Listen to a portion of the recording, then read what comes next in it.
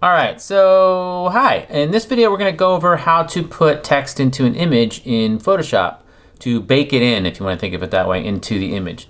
So the first thing you probably should think about is, why would I do this? Shouldn't I just do a background image and then you have some HTML text over the top, which we've probably seen in other videos? That is a good way to go, because that way it's easy to edit. It can move around if you do responsive design. You know, maybe you want the text on one side when the browser is wide, and then the other side when it's not. You can also add some CSS effects like text shadows and things. It's also searchable by search engines. So part of search engine optimization would be if you had a heading inside of this.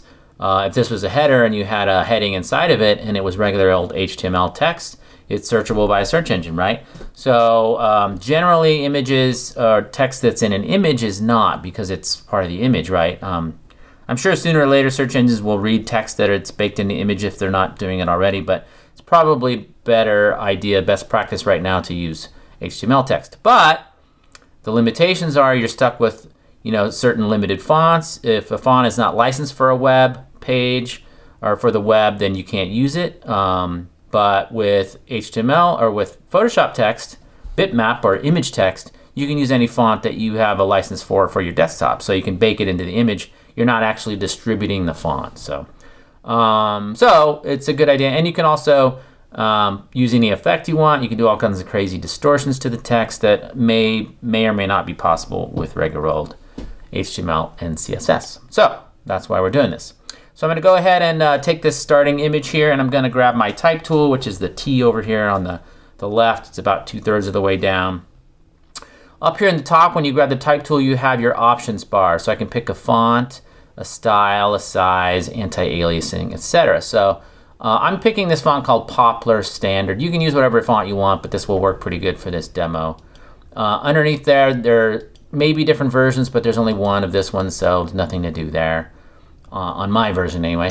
I'm going to use about 60 point type, which is pretty big, but we'll see what it looks like. And then for anti-aliasing, it's under sharp, which is probably the default. And we're going to go over that in a minute so you can see what that means. And then you have left justified text, center justified, or right justified. You can set that as you type. You can also pick the color. So I'm picking red because you can see it, but obviously it might not look that great, but you can pick whatever color you want, actually. And then this last button over here, this is type on a path, but we're not going to do that right now. But over here, this last button will open up the character palette and the paragraph palette for you, which we'll also go over in a second here. All right, so all I'm going to do here is I'm going to click inside my window and type beaches. Beaches. So there is beaches, and I can hit enter on my number pad to kind of input that text, and then I can choose the move tool, which is the top tool over here on the left, and move it wherever I want, right? I want to do that one more time just to show you something. You don't have to do this part, lucky you, but I wanted to show you the difference here. So I'm going to click on this type tool again, and this time the only thing I'm going to change up here at the top where it says AA for anti-aliasing, I'm going to change that to none. And I'm going to do that beaches again. I keep wanting to type beached. So there it is. It looks kind of the same, right? But what's the difference? So if I zoom in here, zoom in uncomfortably close, you can see the difference, I think. Let's see. Let me select that. Okay, so maybe I did it, yeah. Okay, so anyway, so I've got one that has anti-aliasing. So the way I applied that is I double-clicked and that selects the word, and then I selected sharp for anti-aliasing. This one must have had none on it. They both had none. I thought I did both. But anyway, so here I've got the normal text which has anti-aliasing, and here I've got text that does not have anti-aliasing. So if I click on that, inside of there you see it says none up here. If I click on this one, and I get an insertion point and it says sharp. So this one has anti-aliasing, this one does not. If I zoom in again, which I was going to show you, I'm going to go to there. You can probably see it on my screen there. This one has smoother edges because it has these halftone pixels in here. These pixels that are mixing the red and the blue. and it's trying to smooth out this text. Because images are made of little squares, you can see the squares right there, right? You can't make a curved thing with a square and have it be smooth. It just doesn't work. It's like physics or geometry or something like that. So what do? So you add these little these halftone pixels that mix this color and this color, and you see you've got some sort of reddish blue and there purple in the middle, in the edge.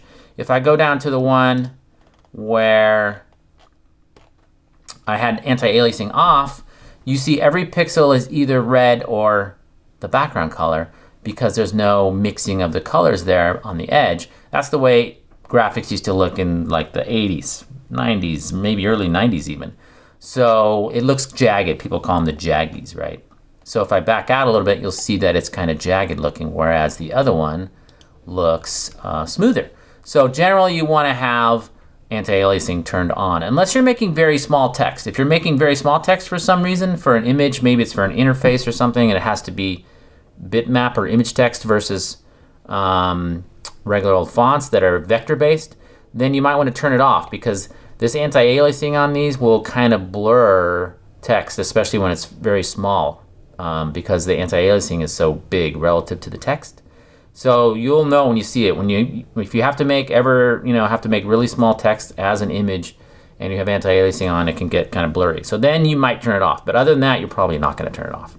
So I just wanted to show you that because it does make a difference. So I'm going to get rid of the one without the anti-aliasing, which is this one. So if I click on it and drag it to the trash can, it's gone. Okay, so now I've got my image with anti-aliasing. So I'm going to move that.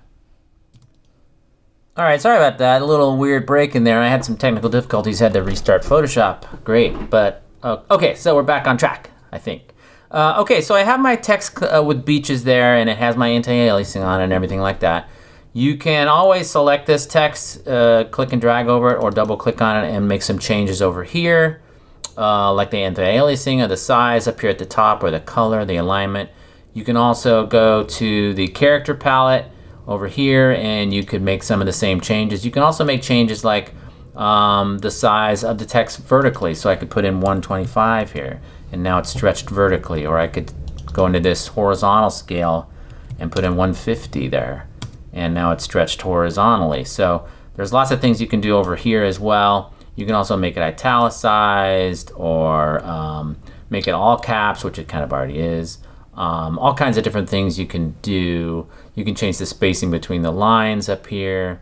You can change the spacing between letters. So right here, I could go to over here, I could change the tracking. So let's say I wanted those letters to be farther apart or closer together. I could change those numbers there and make them really tight or make them farther apart, whatever I want to do.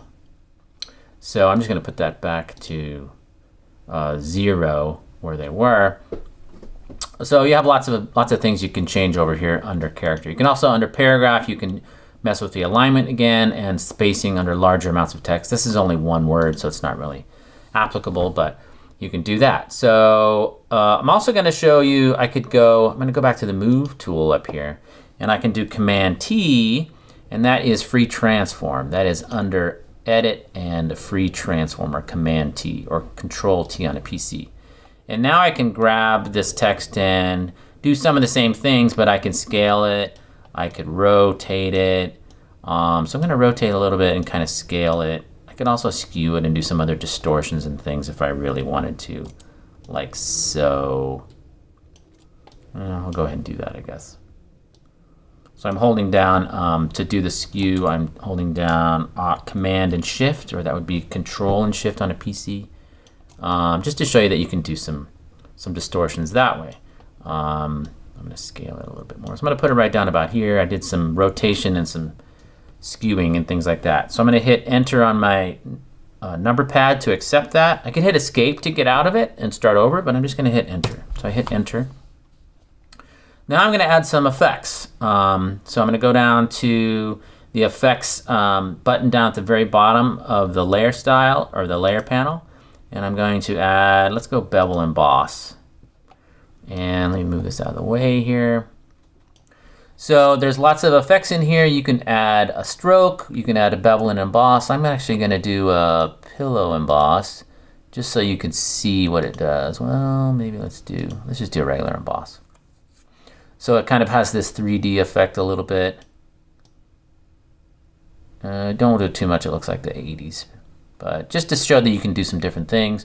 There's all kinds of other things you can add. You could add a stroke if you wanted to. You can add an inner shadow, an inner glow, satiny kind of textures, color overlays. I'm just clicking on these.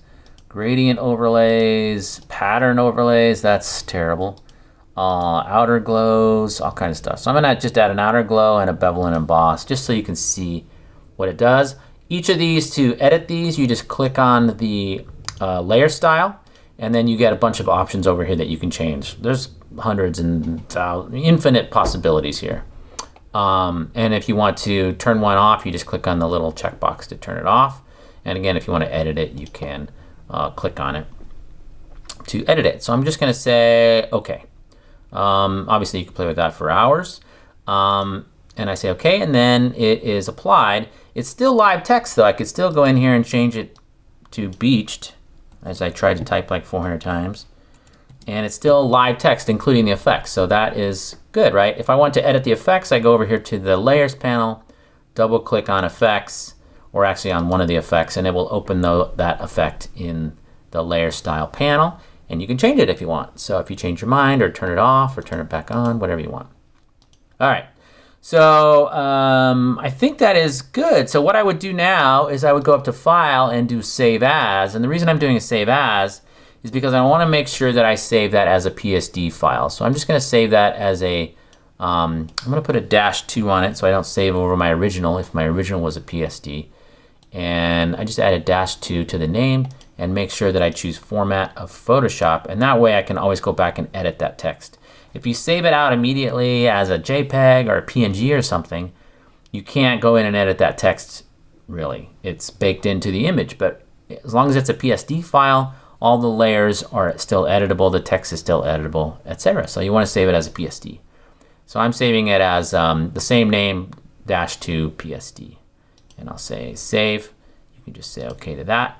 And now it's good as a PSD. So now I want to save it out for a web page. I can't use a PSD on a web page, usually, ever, I don't think. So I want to save it out. So I'm thinking this should probably be a JPEG. So I'm going to go up to File, Export, and Export As. And I'm going to export it as a JPEG up here on the right. And then I want to change the quality, probably get around 55% to start. And you've probably seen how to optimize in other videos, but if I go low, the quality gets kind of bad, but the file gets smaller. If I go all the way to the top, the quality is great, but the file size gets bigger. So usually you're going to be somewhere between like 30 and 70 for a basic JPEG image like this. So I'm going to go 57, and I'm not going to spend a lot of time on it, but anyway, so everything else is okay, I think. I click Export All. And this time I'm going to save it as the same thing, but -2.jpg, and save it on my desktop, and I'm good. So we're done. So my PSD is still here. You can see the little asterisk means it's not saved, so I'm going to save that, make sure it's a PSD, and we're good. So my new one is on the desktop, and if I open that, it looks like that. So now this text is baked in to the image. It has these crazy effects, and I distorted it a little bit with free transform and some of the character controls that are up here, and I added some silly effects and embellishments and things, which is difficult or maybe impossible in HTML text. So that's why you would do this, maybe, is because you want to do something like this. All right, so hopefully that's helpful if you want to add text to an image in Photoshop, and I will talk to you again next time.